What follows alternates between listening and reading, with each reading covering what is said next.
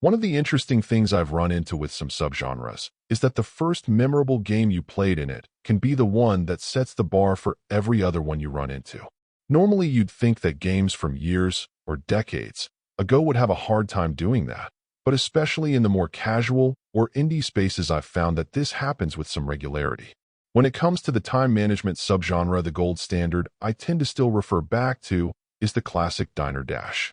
Finding that balance of a hectic pace, the need to multitask, and optimizing your routes, it remains a benchmark in my mind. Though Tiny, which has aspirations of pulling off this general style of play, but with some more cozy trappings, it unfortunately more often manages to get in its own way. Distilling it to its essence, you're a witch operating a shop whose task is to create a variety of concoctions for her customers. You'll need to prepare different elements using tools like your cauldron or a mortar and pestle, then take those elements to combine them into a variety of recipes. Of course, you'll have different customers who have varying levels of patience and wealth, so you'll also need to try to prioritize who you're helping first and when, or at least trying to placate them while you wait for everything to finish being prepared. If you're successful enough, over 10 days you'll move to a new locale with new variations to be challenged by, starting out once again from scratch.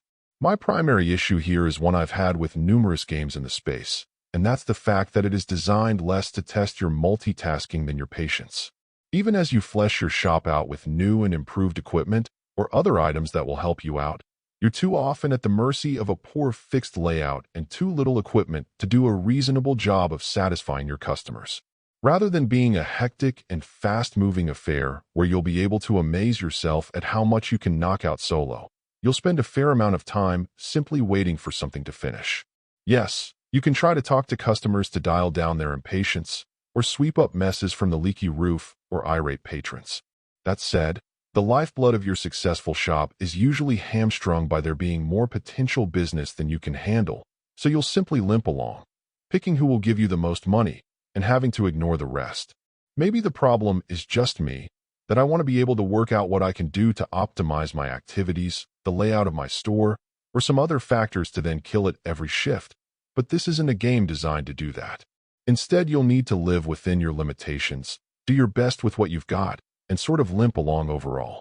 Whether cozy and charming or not, there are simply time management games in the eShop that tackle the subgenre better than this does, and feel more satisfying to play. Overall, my final score for the game ended up being a 6.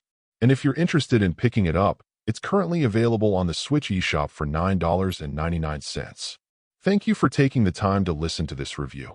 And if you'd like more information or ideas of indie games worth checking out on the Switch or the Switch 2, be sure to click on the link provided in the description. Until next time.